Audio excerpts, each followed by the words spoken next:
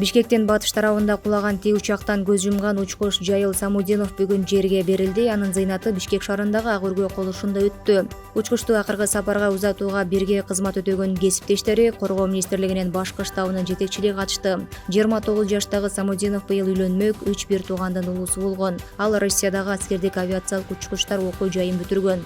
Соңку кезде башкы штабта кызмат өтөп жүргөн. Эске салсак 2024-жылдын 17 январында эртең менен Бишкектин батыш тарабында Ми-8 үлгүсүндөгү тик учак окуу машыгуу учурунда кулап түшкөн.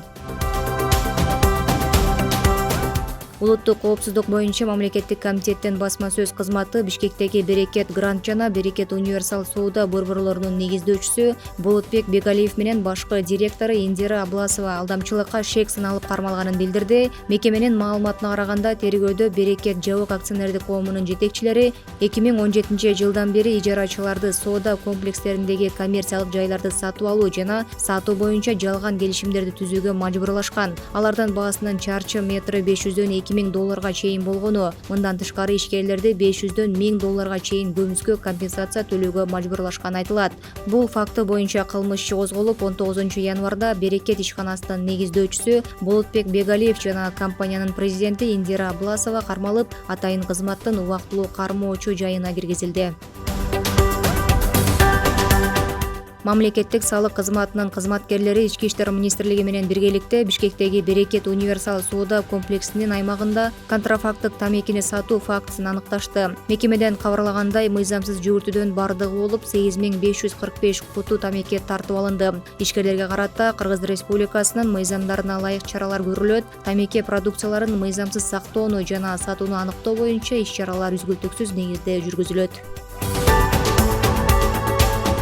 Энергетика министри Таалайбек Ибраев Баткен облусуна жасаган сапардын алкагында жаңы салынып жаткан энергетикалык имараттардын курулуш иштери менен таанышты. Мекемеден билдиргендей, учурда облустун аймагында Кыргызстан улуттук электр тармагы ачык акционердик коомунун филиалы, Баткен электр тармактар ишканасынын жана Сүлүктө райондук электр тармактар ишканасынын жаңы имараттын курулушу жүрүп жатат. Таалайбек Ибраев курулуштун сапатына өзгөчө басым жасап, жумуштун сапаттуу жүрүшүн жана белгиленген мөөнөттө бүткөрүү тапшырмасын койду.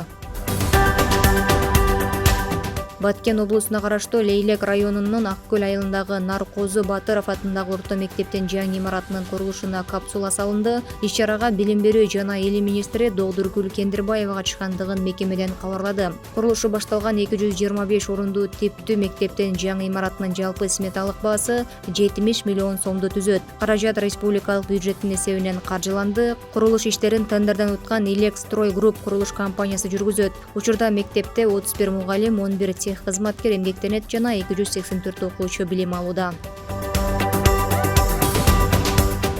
Коомдук транспортто 11 сом боло турган жол кире убактылуу акция бул тууралуу мамлекеттик Мегаком компаниясынан билдирди.